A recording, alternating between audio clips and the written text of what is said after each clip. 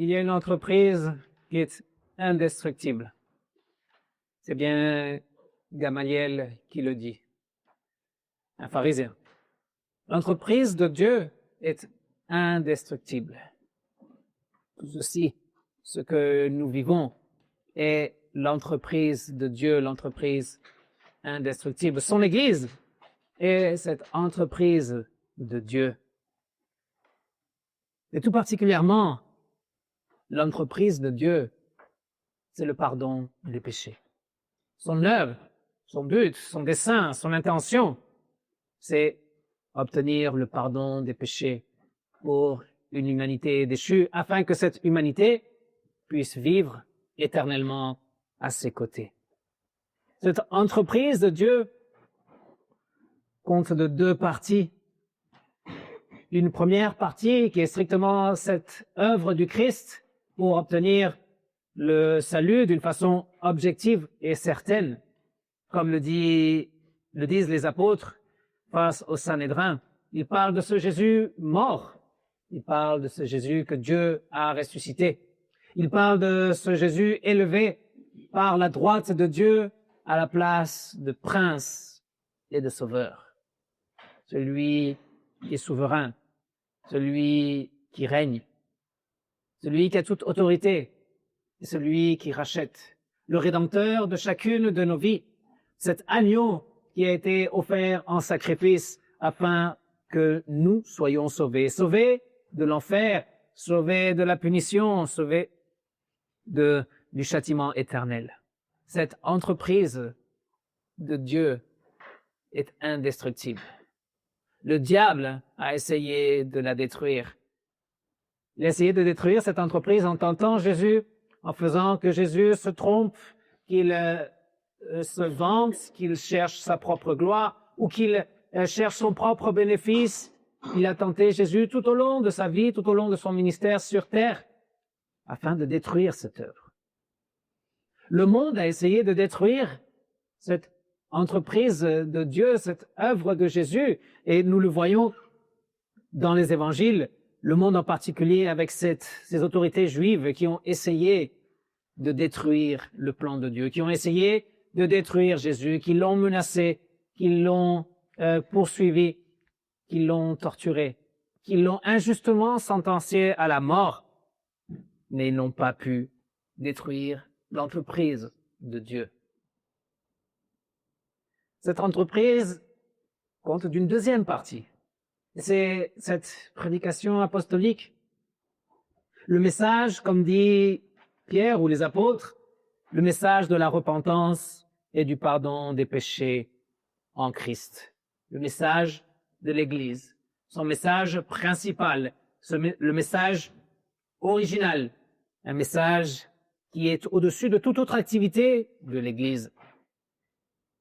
Repentance et pardon des péchés.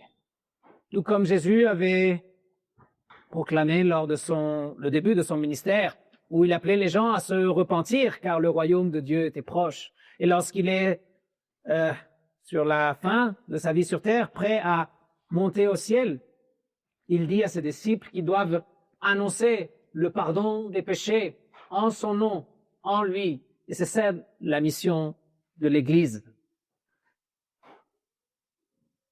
Les disciples et les apôtres ont été des témoins privilégiés de l'œuvre de Jésus, de cette œuvre indestructible.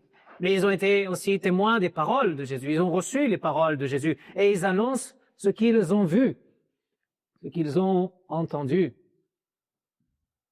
Et ils l'annoncent non seulement parce qu'ils l'ont vu, ils l'ont entendu, ils l'ont cru et pour eux c'est quelque chose de merveilleux, sinon parce que Jésus leur a demandé de le faire, parce qu'il les a envoyés le faire. Parce qu'ils doivent annoncer le message de la repentance et du pardon des péchés en Christ. Parce que là où il y a pardon des péchés, il y a vie et il y a salut. Parce que le péché ne conduit plus à la mort et à la condamnation. Là où il y a pardon des péchés, il y a réconciliation avec Dieu, il y a une vie éternelle en héritage. Ils annoncent ce qu'ils ont vu, ils annoncent ce message merveilleux de la repentance et du pardon des péchés en Christ. Pierre et Jean avaient déjà été arrêtés par les autorités. C'est dans le chapitre 4 des Actes des Apôtres. Et les autorités leur ont dit de se taire, de ne pas annoncer le message de Jésus. Et ils ont dit, on ne peut pas ne pas parler de ce que nous avons vu et entendu, ce que nous avons vécu. Une deuxième fois, ces apôtres se retrouvent devant le Sanhédrin et le Sanhédrin, les chefs juifs, leur disent, nous vous avions interdit de parler en ce nom. Pourquoi vous le faites encore? Et ils disent la même chose, on ne peut pas faire autrement. Il faut obéir à Dieu plutôt qu'aux hommes. Ils n'ont pas le choix en réalité. Jésus leur a dit de le faire. Et ils reconnaissent en Jésus leur Seigneur, leur Prince et Sauveur. Et c'est à cause de son commandement et par les dons de cette annonce qu'ils obéissent. Le livre des Actes nous dit qu'ils le font chaque jour, dans le temple, dans les maisons. Si on lit les versets précédents, le chapitre 5 complètement, on voit que les apôtres sont dans le temple, dans la porte de Salomon, là où on a discuté la dernière fois en étude biblique. Ils sont dans le temple ou devant le temple et ils annoncent l'évangile à tous les passants. Donc les autorités juives les font arrêter. Ils les emmènent en prison. Un ange se présente et les libère. Et l'ange leur dit, allez dans le temple et continuez d'annoncer le message. Et qu'est-ce qu'ils font? Eh bien, ils sont le lendemain dans le temple en train d'annoncer le message. Ils ont été arrêtés à cause du message et ils n'ont pas eu peur d'y aller encore une fois le lendemain. Les chefs demandent à que les apôtres soient sortis de prison pour l'interrogatoire. Et là, ils découvrent qu'ils ne sont pas là. Mais quelqu'un leur dit, mais ils sont dans le temple. De nouveau, là où vous aviez arrêté hier, ils sont au même endroit. Donc, de nouveau, les soldats vont les chercher et les ramènent au Sanhédrin pour cet interrogatoire. Et à la fin, ils sont fouettés, outragés. On leur interdit, on leur défend d'annoncer le message de Jésus. On les menace. Et qu'est-ce qu'ils font? Ils vont au temple et ils n'arrêtent pas d'annoncer le message de Jésus. Parce qu'ils y croient. Parce qu'ils trouvent dans ce message de la repentance et du pardon des péchés la chose la plus importante et plus merveilleuse qu'ils connaissent, mais aussi parce qu'ils sont fidèles au commandement de leur Seigneur. Parce que cette entreprise de Dieu est indestructible. Jésus avait dit après la confession de Pierre, Simon, il dit, Simon, tu t'appelleras Pierre. Et sur ce rocher, je bâtirai mon église. Et les portes du royaume des morts voudront prévaloir sur elle, mais elles ne pourront jamais. Parce que l'entreprise de Dieu est indestructible. On les persécutera. Et plus on les persécutera, et plus ils proclameront. Et dans les pays où on persécute l'Église, c'est là que l'Église grandit le plus. Les disciples étaient joyeux d'avoir été dignes d'être outragés à cause du nom du Christ. Non parce qu'ils soient masochistes et ils aiment qu'on les frappe dessus. Non, c'est pas au moment où on les frappait qu'ils étaient joyeux. Sinon qu'ils étaient joyeux par après. Pourquoi? Parce que souvenez-vous que c'était des disciples qui avaient peur des autorités juives avant de voir Jésus ressuscité. Puis là, une fois qu'ils l'ont rencontré, ressuscité, ils sont là devant les mêmes autorités juives. On parle de jours de différence entre l'accusation, la sentence de mort sur Jésus et cette arrestation des apôtres. Les mêmes autorités qui viennent sur eux aussi pour les juger faussement. Ils avaient peur et maintenant ils sont dans la joie. Ils avaient peur d'être persécutés et maintenant ils se sentent dignes d'avoir été à cause du Christ. Ils sont dans la joie parce qu'ils voient dans cet événement, dans cette persécution, encore une fois l'accomplissement des paroles de Jésus. Il leur avait dit plusieurs fois. Et même dans ce merveilleux discours de Jésus quand il dit « Bienheureux vous quand vous serez persécutés, lorsqu'on vous, on vous jugera, on mentera sur vous à cause de mon nom. » Bienheureux étaient les disciples. L'entreprise de Dieu est indestructible. L'entreprise du pardon des péchés est indestructible. L'Église de Dieu est indestructible. Mais tant qu'elle garde le message de la repentance et du pardon des péchés. Qu'est-ce qui se passe si l'Église abandonne le message de la repentance et du pardon des péchés?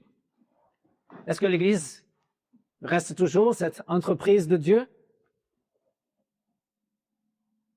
Comme dit Gamaliel, si c'est une entreprise humaine, eh bien, elle finira par s'éteindre toute seule. Et c'est ce que nous voyons aujourd'hui. On voit un déclin du protestantisme traditionnel. On voit des églises qui ferment, des églises qui doivent fusionner parce qu'elles ne peuvent pas trouver de pasteur. Pourquoi? Parce qu'elles ont abandonné le message de la repentance et du pardon des péchés.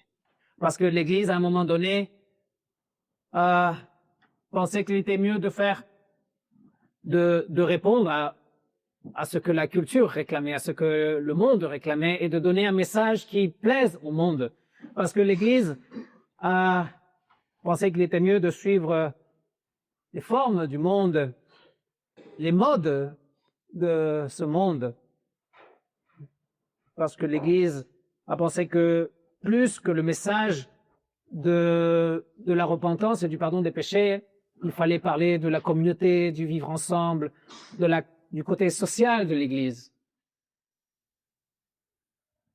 L'Église a commencé à parler d'une fausse inclusion et a commencé à annoncer un faux évangile.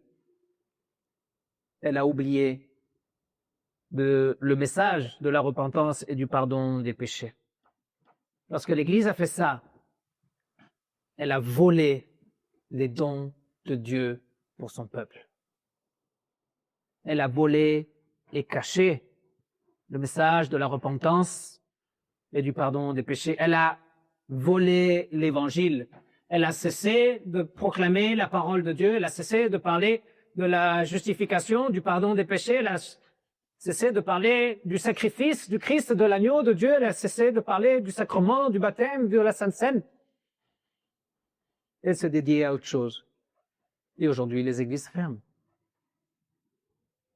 Cependant, on voit aussi qu'il y a un essor des églises plus traditionnelles, des églises plus orthodoxes, des églises plus confessionnelles. Pas à cause des pasteurs, pas à cause des méthodes, pas parce qu'ils sont plus modernes ou moins modernes, sinon parce que c'est l'entreprise de Dieu. Parce que l'entreprise de Dieu est indestructible. Parce que l'Évangile est puissance de Dieu. Et la puissance de Dieu se manifeste dans la repentance et dans le pardon des péchés. Parce que c'est là qu'on obtient la vie.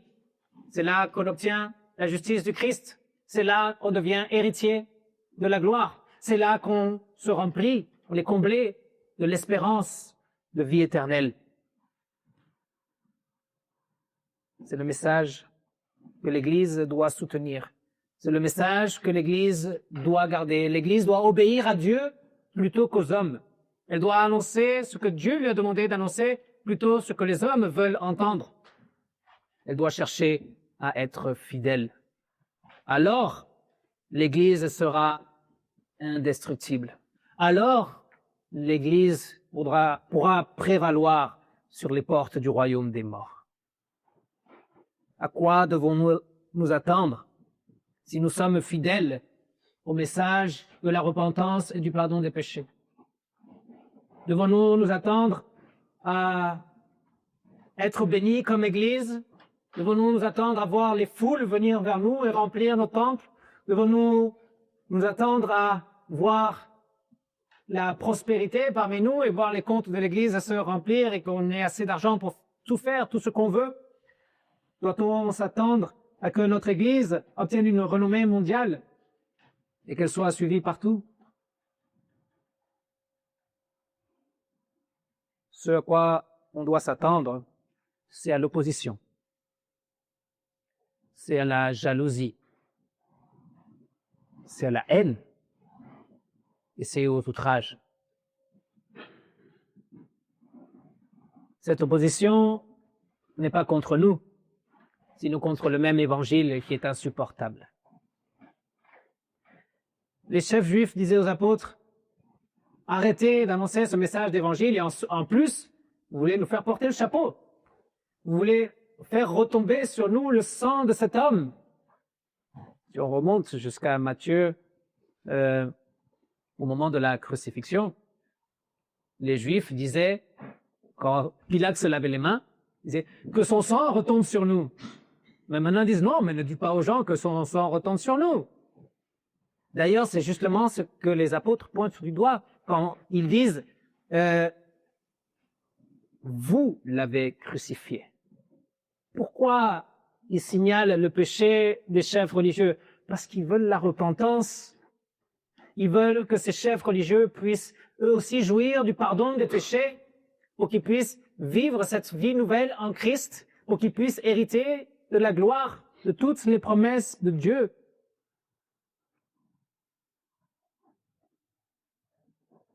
Nous avons été à ce même endroit auparavant.